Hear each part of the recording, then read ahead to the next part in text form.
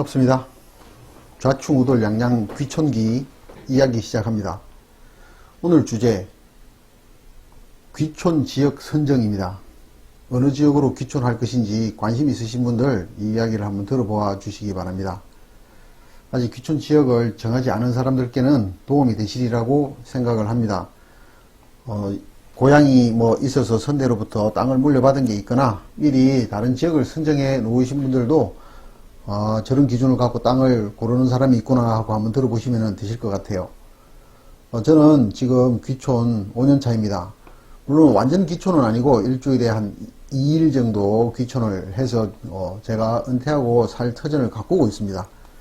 예전에 제가 땅을 고를 때 어느 지역을 고를 것인지 어떤 땅을 고를 것인지에 대한 고민을 했었고 그 고민의 결과 지금 저는 지역을 선정을 해서 이미 정착을 하고 있는 상태입니다. 그래서 예전에 적용했던 선정 기준 거기에 대한 이야기를 한번 해보려고 합니다. 자, 선정 기준을 제가 크게 8가지로 잡아봤습니다. 자, 첫 번째는 공기의 질, 두 번째가 기온, 너무 춥거나 더우면 안 된다. 세 번째, 귀촌 지역의 도시화 정도. 네 번째는 지역 사람들의 정서. 다섯 번째, 레저 생활의 적합도. 여섯 번째, 풍부한 먹거리 생산 여부. 일곱 번째는 땅값의 수준. 여덟 번째, 산과 강과 바다가 만나는 곳이면 좋겠다. 이 정도 기준에서 제가 지역 선정을 하려고 노력을 해봤습니다. 물론 지역 선정하는데 시간이 많이 걸렸고 오늘 그걸 정리해서 간단하게 정리를 했지만은 하는 과정은 굉장히 복잡하고 어려웠습니다. 자, 첫 번째 공기의 질에 대한 이야기를 해보겠습니다. 이미 많은 사람들이 다 아는 사실이라 복잡하게 설명드릴 필요는 없을 것 같고 중국 동해안을 면하고 있는 우리 한반도는 이 중국에서 발생되는 각종 오염물질, 미세먼지, 황사 이런 거에 의해서 영향을 많이 받을 수밖에 없죠. 특히 이 중국 동해안 지역은 인구 밀집 지역, 공장 밀집 지역, 원자력 발전소 밀집 지역이라고 하죠. 그래서 끊임없이 많은 오염물질들이 생성이 돼서 한반도로 유입이 되게 되는데 그 유입되는 입구가 어디겠습니까? 바로 서울, 경기, 충청 이런 지역이겠죠. 자, 저도 이 지역에서 지금 현재 생업을 하고 있는데 자, 어떻게 하면은 이 지역을 빨리 떠날 수 있을까 하는 생각들을 하시는 분들이 많이 계실 줄로 압니다. 그래서 어디로 갈 것인가? 참 대한민국이 이렇게 한반도로 해서 한반도 중에서도 허리가 잘린 아래쪽 작은 땅인데 여기서 갈 만한 곳이 그렇게 많지는 않습니다. 자연환경이 끝내준다는 제주도, 울릉도는 일단 제외를 한번 해보겠습니다. 제외하는 이유는 너무 많으니까 다음에 보도록 하고, 그래서 미세먼지가 가장 적은 곳으로 가자. 그래서 공기의 질이 좋은 곳으로 가자. 그래서 생각을 해보면은 어쨌든 여기 전라도, 경상남도 쪽, 그리고 강원도 쪽 이렇게 크게 세 구역으로 잡을 수가 있는데 전라도는 좀 거리상 좀 문제가 좀 있을 것 같고 경남 지역은 제가 태어나고 살아온 곳이라 좀 새로운 맛이 좀 덜합니다. 그래서 여기와 여기는 제외하고 강원도를 자리를 잡았습니다.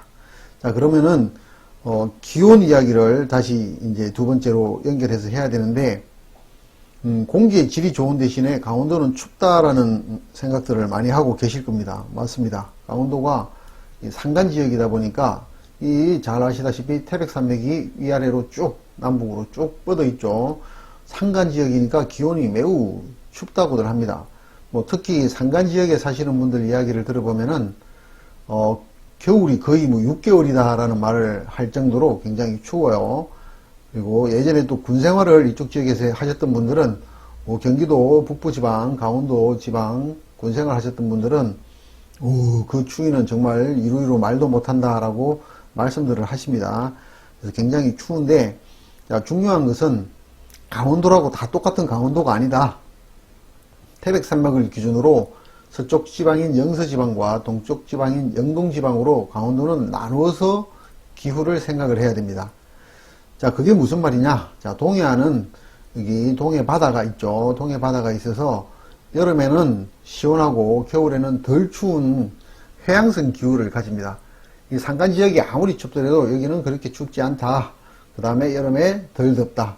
실질적으로 제가 살고 있는 이 경기 지역과 비교를 제가 자주 하게 되는데, 겨울철은 3도에서 5도 정도가 따뜻합니다.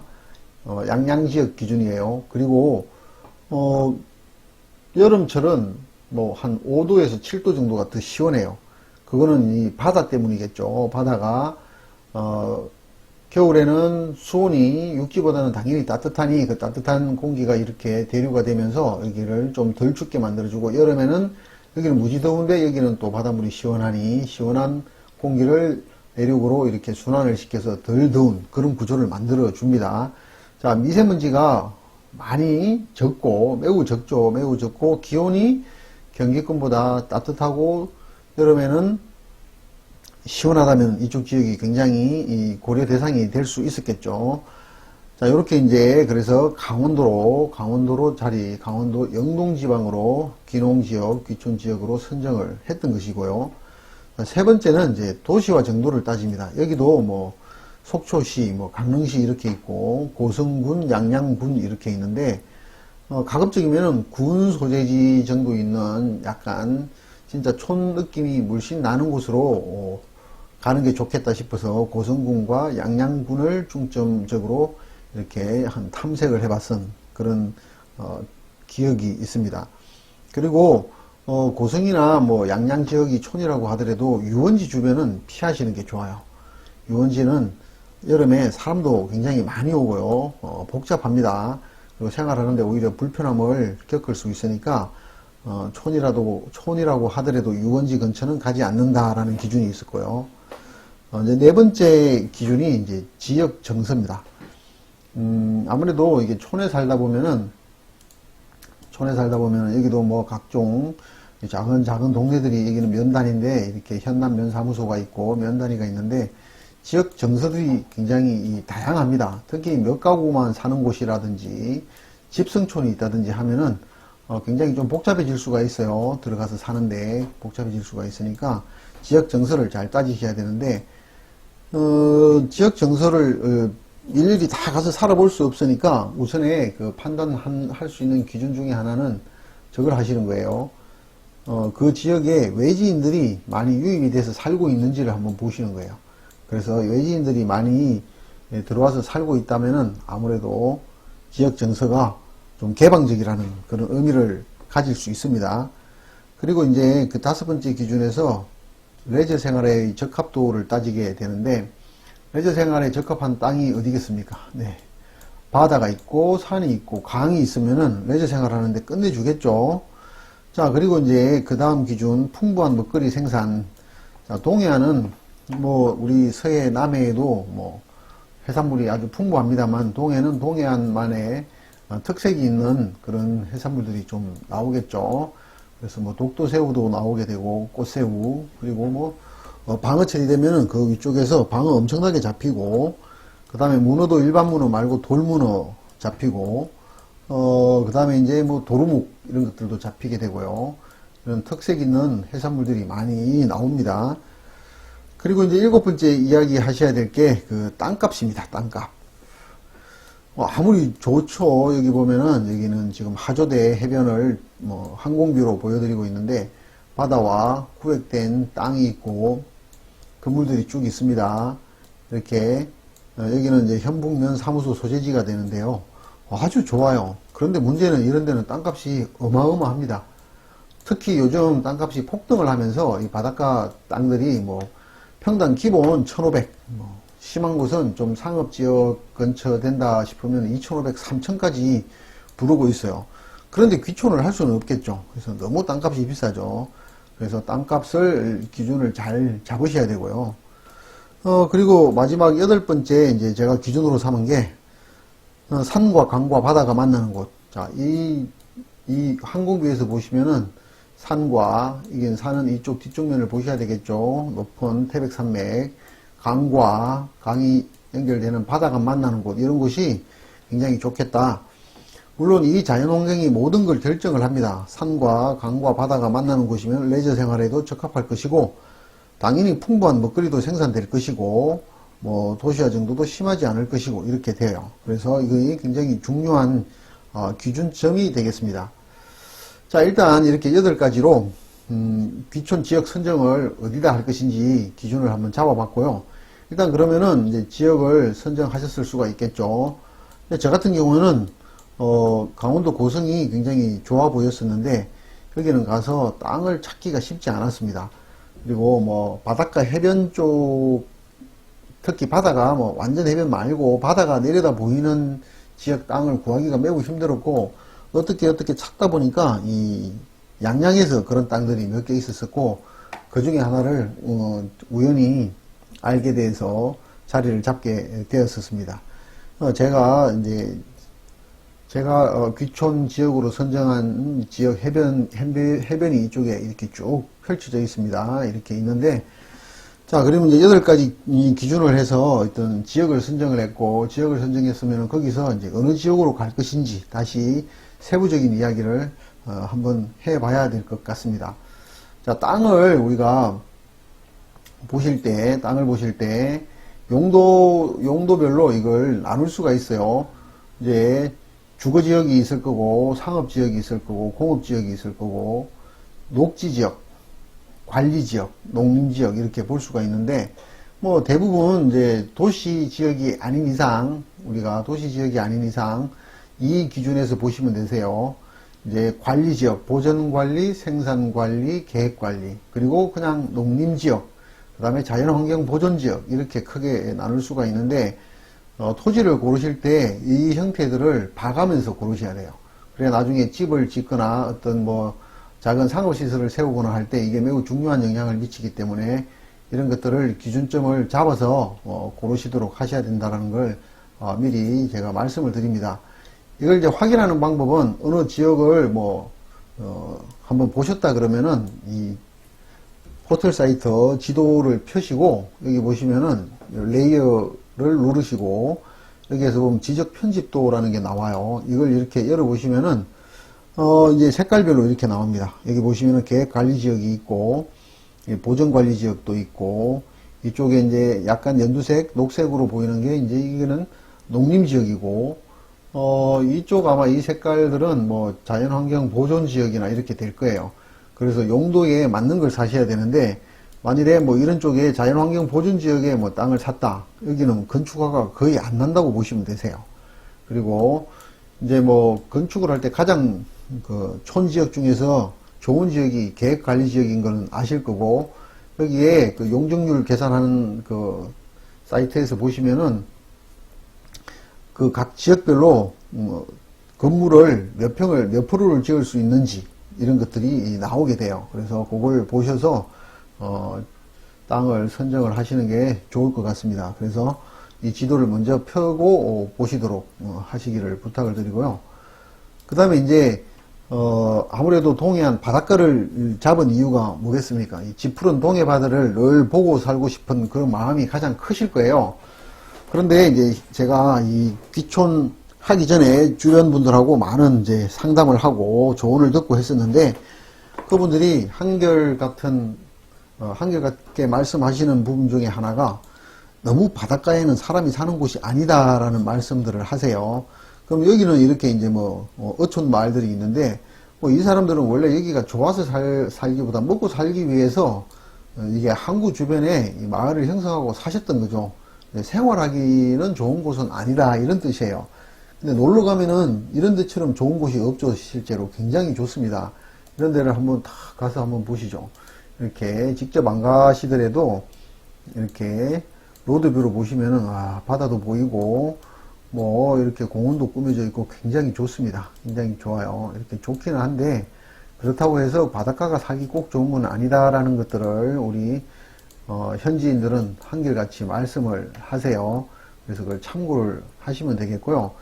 제가 처음에 이제 양양 지역에 내려가서 부동산을 들렀겠죠. 그래서 부동산을 통해서 소개받은 땅이 있었는데 그 땅의 장단점 때문에 선택을 하지 않았던 이야기를 간단하게 한번 해드리고자 해요.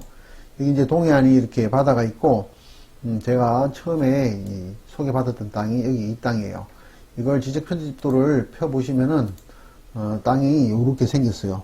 여기가 뭐 전이 있고 여기는 대지로 바꾸는 대지가 이 정도 있는데 이렇게 되어 있습니다. 이렇게 되어 있었는데 여기는 뭐 건축 행위를 적극적으로 할 수 없었다라는 문제는 좀 있었지만은 환경만 본다 그러면은 바로 앞에 이렇게 갯바위들도 있는 데다가 동해안에서 갯바위 있기가 쉽지 않아요.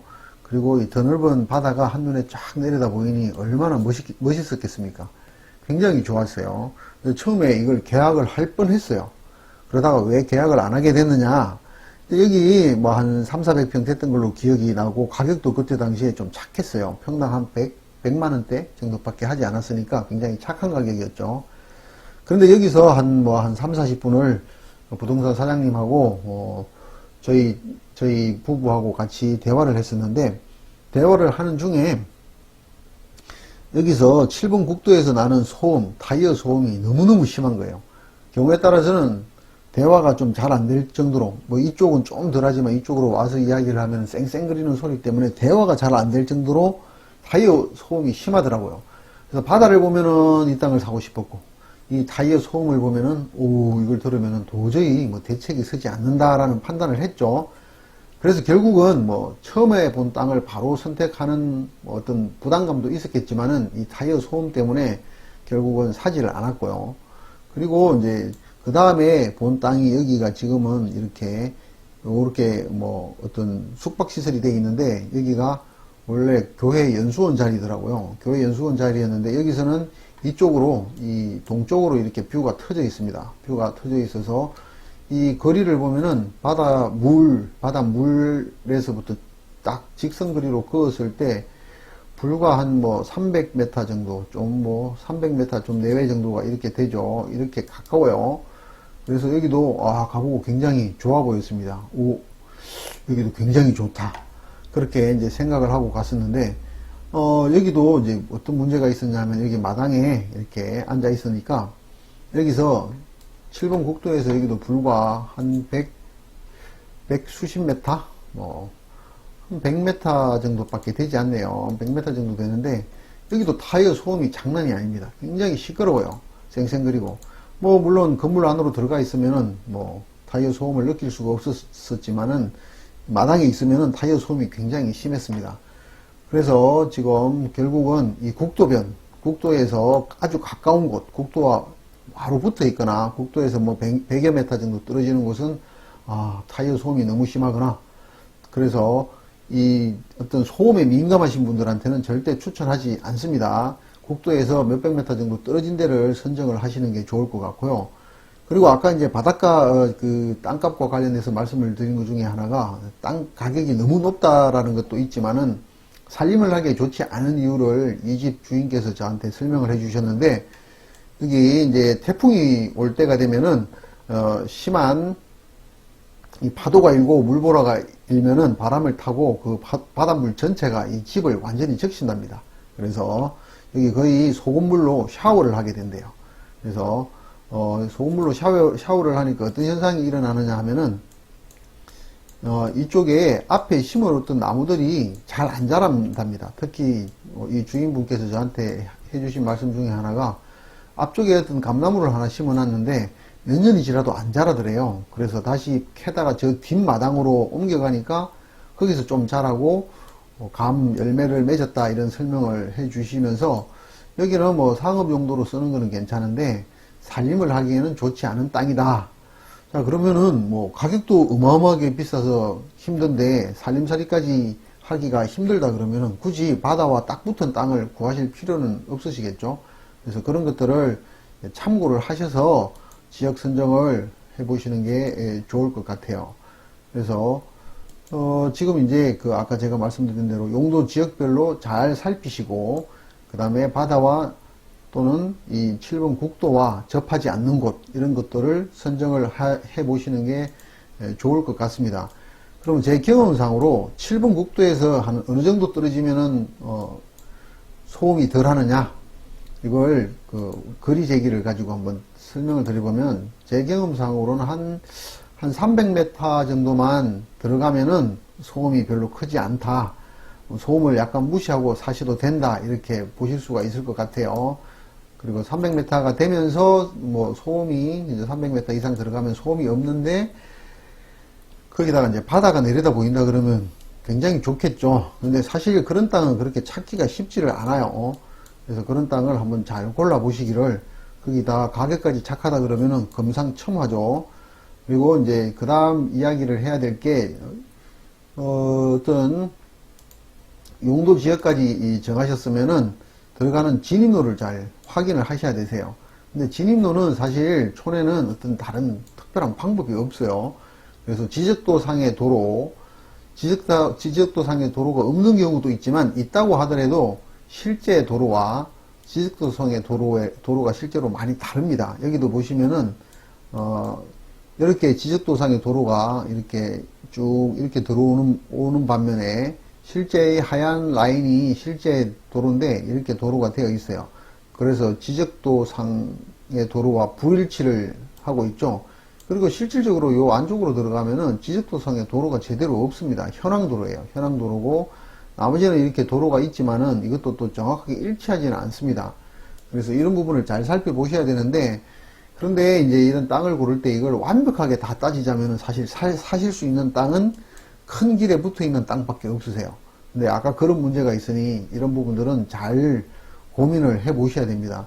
그리고 이미 이렇게 이제 시멘트 포장이 되어 있는 도로는 관에서 도로로 지정을 해 놓은 곳이기 때문에 지적도상의 도로와 일치되지 않는다고 하더라도 현황 도로로 인정을 받기 때문에 큰 문제는 없다고들 합니다. 물론 언제든지 분쟁은 생길 수 있지만은 뭐 그런 분쟁이 하나도 없는 땅은 거의 없다고 보시면 되세요. 그래서 크게 문제가 없다라고 보시고 들어가시면 될 것 같고요. 이제 이 정도로 해서 이제 전체적인 귀촌 지역 선정 이야기와 지역을 선정했으면은 좀 세부적인 이야기들을 지금 하고 있습니다. 그리고 이제 다음 편에서 굉장히 중요한 이야기 중에 하나가 우리가 흔히 말하는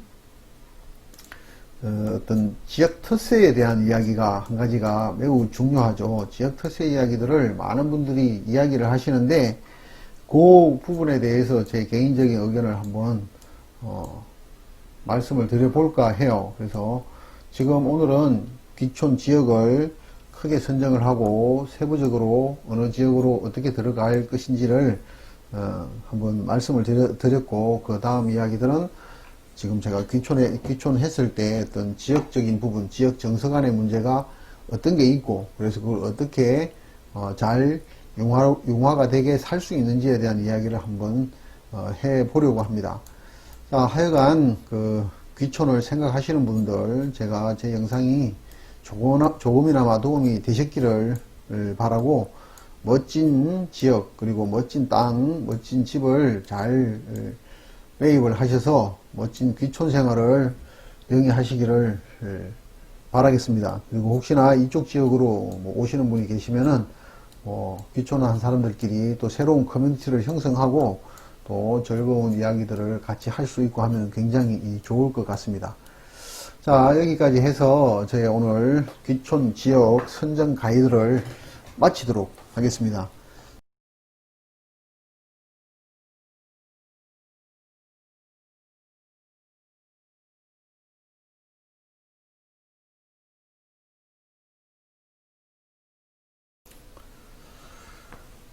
반갑습니다.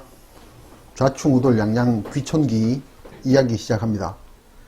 오늘 주제 귀촌 지역 선정입니다. 어느 지역으로 귀촌할 것인지 관심 있으신 분들 이 이야기를 한번 들어보아 주시기 바랍니다. 아직 귀촌 지역을 정하지 않은 사람들께는 도움이 되시리라고 생각을 합니다. 고향이 뭐 있어서 선대로부터 땅을 물려받은 게 있거나 미리 다른 지역을 선정해 놓으신 분들도 저런 기준을 갖고 땅을 고르는 사람이 있구나 하고 한번 들어보시면 되실 것 같아요. 저는 지금 귀촌 5년 차입니다. 물론 완전 귀촌은 아니고 일주일에 한 2일 정도 귀촌을 해서 제가 은퇴하고 살 터전을 가꾸고 있습니다. 예전에 제가 땅을 고를 때 어느 지역을 고를 것인지, 어떤 땅을 고를 것인지에 대한 고민을 했었고, 그 고민의 결과 지금 저는 지역을 선정을 해서 이미 정착을 하고 있는 상태입니다. 그래서 예전에 적용했던 선정 기준, 거기에 대한 이야기를 한번 해보려고 합니다. 자, 선정 기준을 제가 크게 8가지로 잡아봤습니다. 자, 첫 번째는 공기의 질.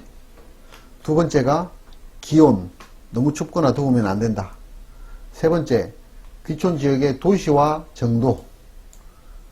네 번째는 지역 사람들의 정서. 다섯 번째, 레저 생활의 적합도. 여섯 번째, 풍부한 먹거리 생산 여부. 일곱 번째는 땅값의 수준. 여덟 번째, 산과 강과 바다가 만나는 곳이면 좋겠다. 요 정도 기준에서 제가 지역 선정을 하려고 노력을 해봤습니다. 물론 지역 선정하는데 시간이 많이 걸렸고 오늘 그걸 정리해서 간단하게 정리를 했지만은 하는 과정은 굉장히 복잡하고 어려웠습니다. 자, 첫 번째 공기의 질에 대한 이야기를 해보겠습니다. 이미 많은 사람들이 다 아는 사실이라 복잡하게 설명드릴 필요는 없을 것 같고 중국 동해안을 면하고 있는 우리 한반도는 이 중국에서 발생되는 각종 오염물질, 미세먼지, 황사 이런 거에 의해서 영향을 많이 받을 수밖에 없죠.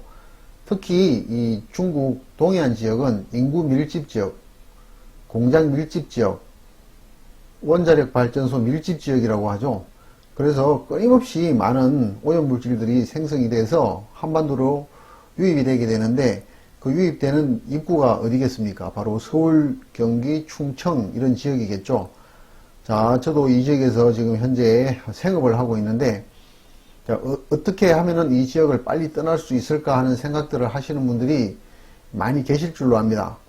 그래서 어디로 갈 것인가? 참 대한민국이 이렇게 한반도로 해서 한반도 중에서도 허리가 잘린 아래쪽 작은 땅인데 여기서 갈 만한 곳이 그렇게 많지는 않습니다.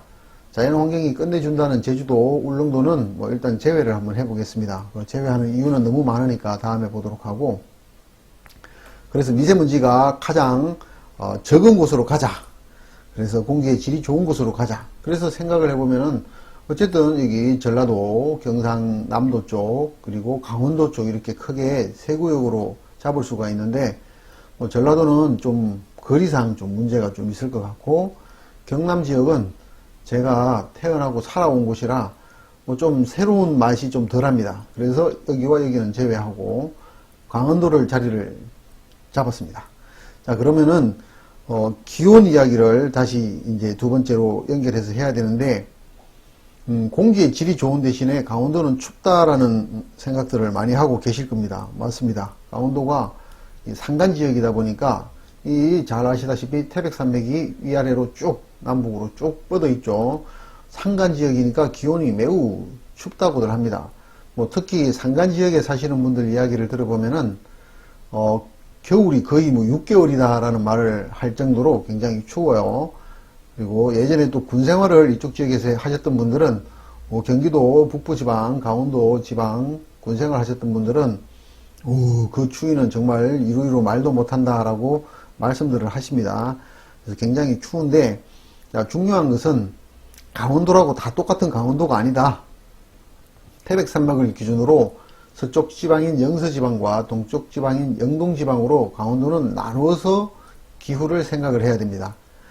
자, 그게 무슨 말이냐? 자, 동해안은 여기 동해 바다가 있죠. 동해 바다가 있어서 여름에는 시원하고 겨울에는 덜 추운 해양성 기후를 가집니다. 이 산간 지역이 아무리 춥더라도 여기는 그렇게 춥지 않다. 그 다음에 여름에 덜 덥다. 실질적으로 제가 살고 있는 이 경기 지역과 비교를 제가 자주 하게 되는데 겨울철은 3도에서 5도 정도가 따뜻합니다. 양양 지역 기준이에요. 그리고 여름철은 한 5도에서 7도 정도가 더 시원해요. 그거는 이 바다 때문이겠죠. 바다가 겨울에는 수온이 육지보다는 당연히 따뜻하니 그 따뜻한 공기가 이렇게 대류가 되면서 여기를 좀 덜 춥게 만들어주고, 여름에는 여기는 무지 더운데 여기는 또 바닷물이 시원하니 시원한 공기를 내륙으로 이렇게 순환을 시켜서 덜 더운 그런 구조를 만들어 줍니다. 자, 미세먼지가 많이 적고, 매우 적죠. 매우 적고, 기온이 경기권보다 따뜻하고, 여름에는 시원하다면 이쪽 지역이 굉장히 고려 대상이 될 수 있었겠죠. 자, 요렇게 이제, 그래서 강원도로 자리, 강원도 영동지방으로 귀농지역, 귀촌지역으로 선정을 했던 것이고요. 자, 세 번째는 이제 도시와 정도를 따집니다. 여기도 뭐, 속초시, 뭐, 강릉시 이렇게 있고, 고성군, 양양군 이렇게 있는데, 가급적이면은 군 소재지 정도 있는 약간 진짜 촌 느낌이 물씬 나는 곳으로 가는 게 좋겠다 싶어서 고성군과 양양군을 중점적으로 이렇게 한 탐색을 해봤던 그런 기억이 있습니다. 그리고 고성이나 뭐 양양 지역이 촌이라고 하더라도 유원지 주변은 피하시는 게 좋아요. 유원지는 여름에 사람도 굉장히 많이 오고요. 복잡합니다. 그리고 생활하는데 오히려 불편함을 겪을 수 있으니까 촌이라고 하더라도 유원지 근처는 가지 않는다라는 기준이 있을 거예요. 이제 네 번째 기준이 이제 지역 정서입니다. 아무래도 이게 촌에 살다 보면은 여기도 뭐 각종 작은 동네들이 여기는 면단인데 이렇게 현남 면사무소가 있고 면단위가 있는데 지역 정서들이 굉장히 다양합니다. 특히 몇 가구만 사는 곳이라든지 집성촌이 있다든지 하면은 굉장히 좀 복잡해질 수가 있어요. 들어가서 사는데 복잡해질 수가 있으니까 지역 정서를 잘 따지셔야 되는데 지역 정서를 일일이 다 가서 살아볼 수 없으니까 우선에 그 판단할 수 있는 기준 중에 하나는 저걸 하시는 거예요. 그 지역에 외지인들이 많이 유입이 돼서 살고 있는지를 한번 보시는 거예요. 그래서 외지인들이 많이 들어와서 살고 있다면은 아무래도 지역 정서가 좀 개방적이라는 그런 의미를 가질 수 있습니다. 그리고 이제 그 다섯 번째 기준에서 레저 생활의 적합도를 따지게 되는데 레저 생활에 적합한 땅이 어디겠습니까? 네. 바다가 있고 산이 있고 강이 있으면은 레저 생활하는데 끝내주겠죠. 자, 그리고 이제 그 다음 기준 풍부한 먹거리 생산. 자, 동해안은 뭐 우리 서해 남해에도 뭐 해산물이 아주 풍부합니다만 동해는 동해안만의 특색이 있는 그런 해산물들이 좀 나오겠죠. 그래서 뭐 독도새우도 나오게 되고 꽃새우 그리고 뭐 방어철이 되면은 그 위쪽에서 방어 엄청나게 잡히고 그 다음에 문어도 일반 문어 말고 돌문어 잡히고 그 다음에 이제 뭐 도루묵 이런 것들도 잡히게 되고요. 이런 특색 있는 해산물들이 많이 나옵니다. 그리고 이제 일곱 번째 이야기 하셔야 될 게 그 땅값입니다. 땅값.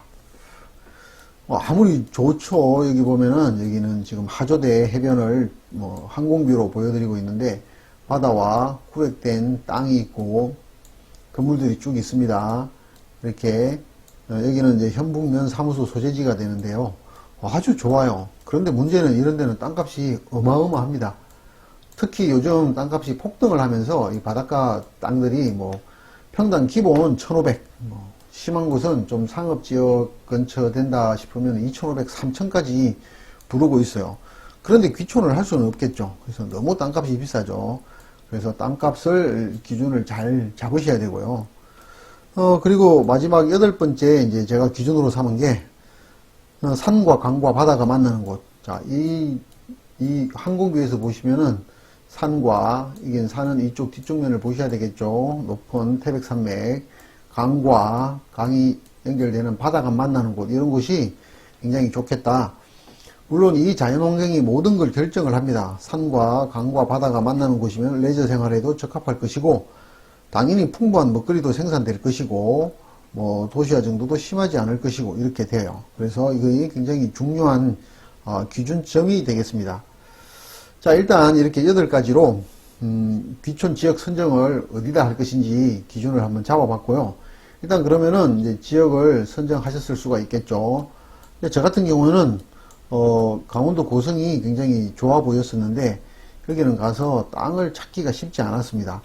그리고 뭐 바닷가 해변 쪽 특히 바다가 뭐 완전 해변 말고 바다가 내려다 보이는 지역 땅을 구하기가 매우 힘들었고 어떻게 찾다 보니까 이 양양에서 그런 땅들이 몇 개 있었었고 그 중에 하나를 우연히 알게 돼서 자리를 잡게 되었었습니다. 제가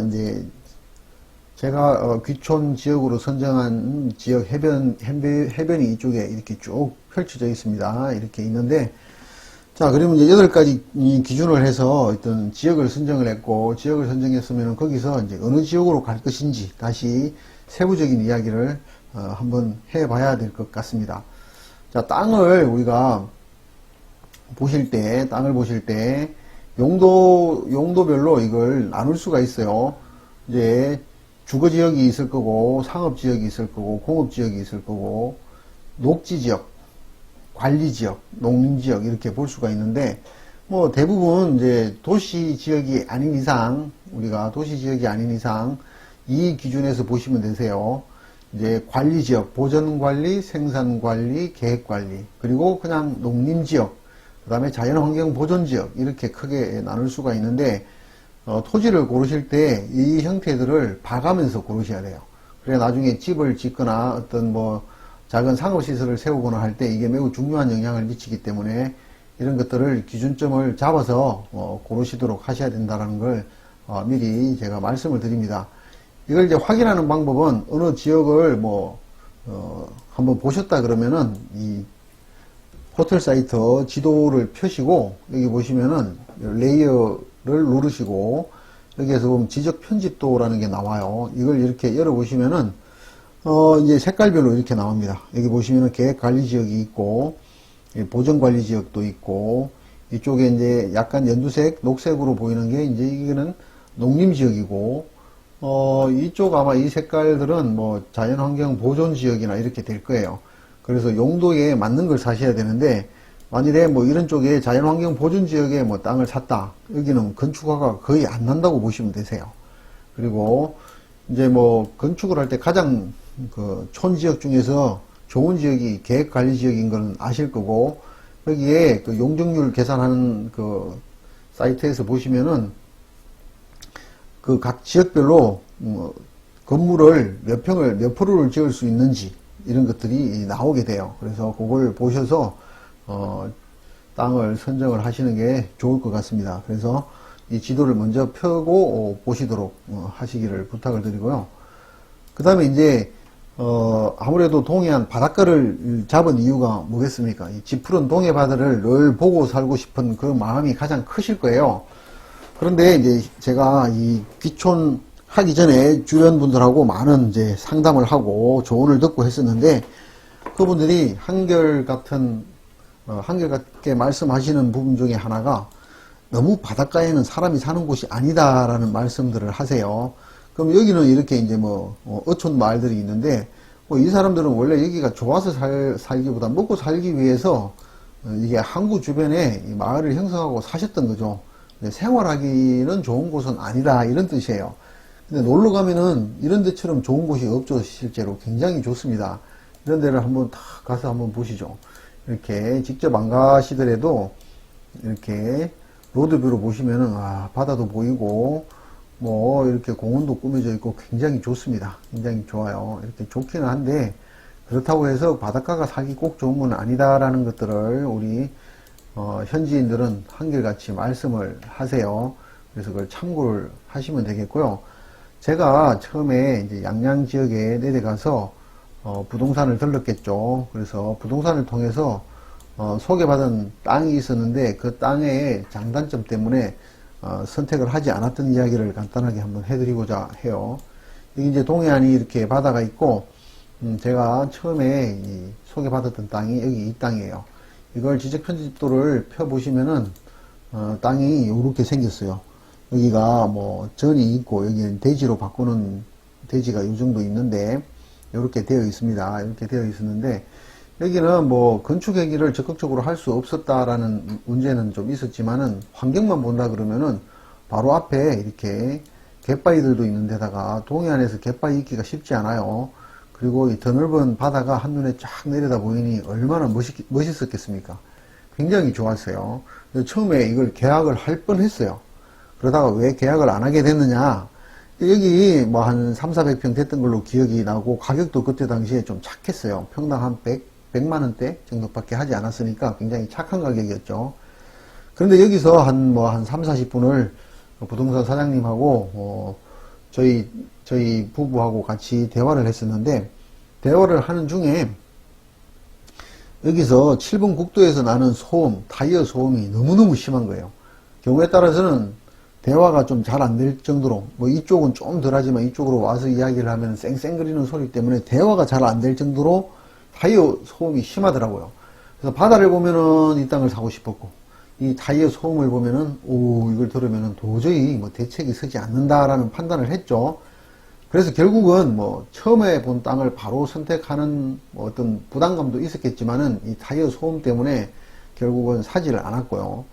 그리고 이제 그 다음에 본 땅이 여기가 지금은 이렇게 뭐 어떤 숙박시설이 되어 있는데, 여기가 원래 교회 연수원 자리더라고요. 교회 연수원 자리였는데 여기서는 이쪽으로, 이 동쪽으로 이렇게 뷰가 터져 있습니다. 뷰가 터져 있어서 이 거리를 보면은 바닷물에서부터 딱 직선거리로 그었을 때 불과 한 뭐 300m 정도, 좀 뭐 300m 좀 내외 정도가 이렇게 되죠. 이렇게 가까워요.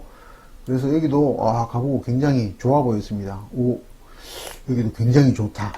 그렇게 이제 생각을 하고 갔었는데, 여기도 이제 어떤 문제가 있었냐면, 여기 마당에 이렇게 앉아 있으니까 여기서 7번 국도에서 여기도 불과 한 100 수십 메타? 뭐, 한 100m 정도밖에 되지 않네요. 100m 정도 되는데, 여기도 타이어 소음이 장난이 아닙니다. 굉장히 시끄러워요.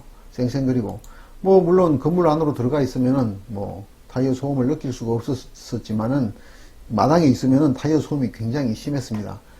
그래서 지금 결국은 이 국도에서 아주 가까운 곳, 국도와 바로 붙어 있거나 국도에서 뭐 100여 메타 정도 떨어지는 곳은 타이어 소음이 너무 심하거나, 그래서 이 어떤 소음에 민감하신 분들한테는 절대 추천하지 않습니다. 국도에서 몇백 메타 정도 떨어진 데를 선정을 하시는 게 좋을 것 같고요.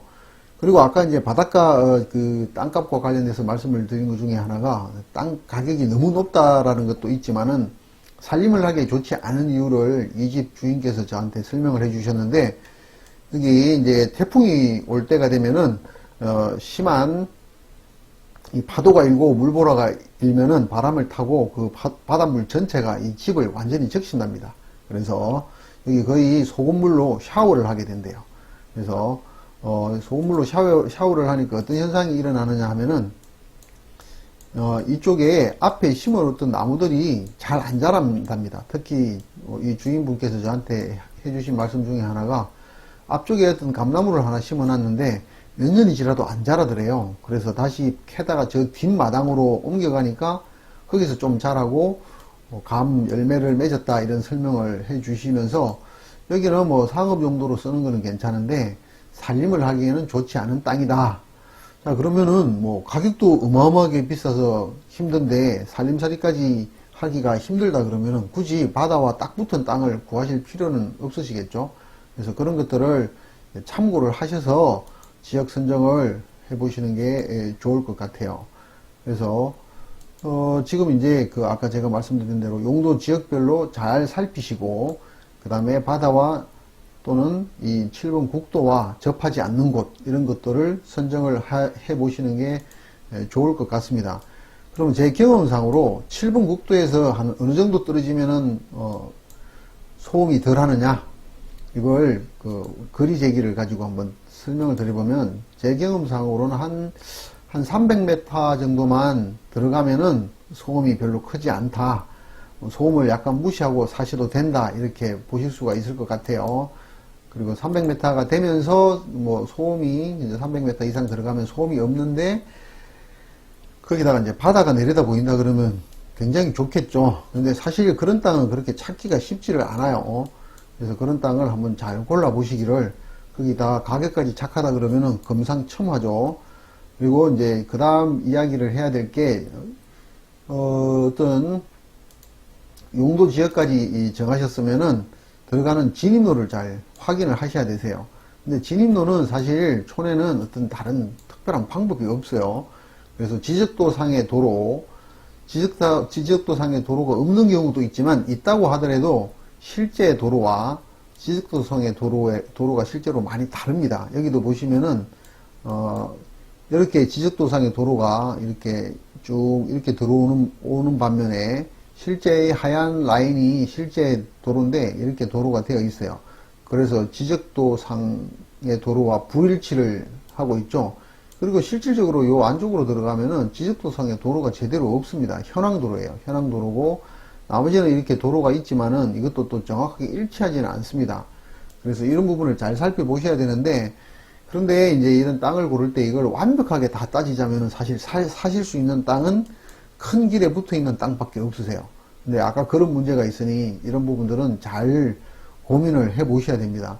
그리고 이미 이렇게 이제 시멘트 포장이 되어 있는 도로는 관에서 도로로 지정을 해 놓은 곳이기 때문에 이 지적도상의 도로와 일치되지 않는다고 하더라도 현황 도로로 인정을 받기 때문에 큰 문제는 없다고들 합니다.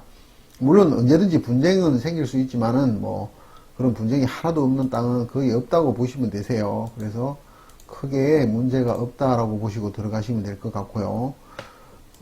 이제 이 정도로 해서 이제 전체적인 귀촌 지역 선정 이야기와 지역을 선정했으면은 좀 세부적인 이야기들을 지금 하고 있습니다.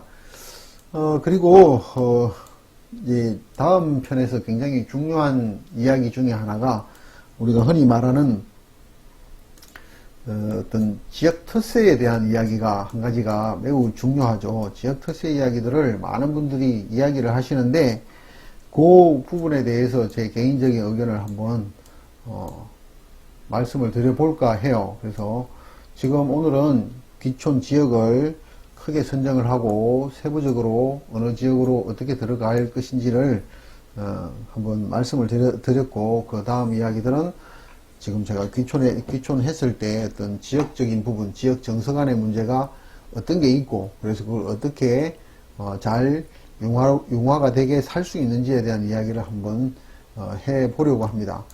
자, 하여간 그 귀촌을 생각하시는 분들, 제가 제 영상이 조금이나마 도움이 되셨기를 바라고, 멋진 지역, 그리고 멋진 땅, 멋진 집을 잘 매입을 하셔서 멋진 귀촌 생활을 영위하시기를 바라겠습니다. 그리고 혹시나 이쪽 지역으로 오시는 분이 계시면은 귀촌한 사람들끼리 또 새로운 커뮤니티를 형성하고 또 즐거운 이야기들을 같이 할 수 있고 하면 굉장히 좋을 것 같습니다. 자, 여기까지 해서 저희 오늘 귀촌 지역 선정 가이드를 마치도록 하겠습니다.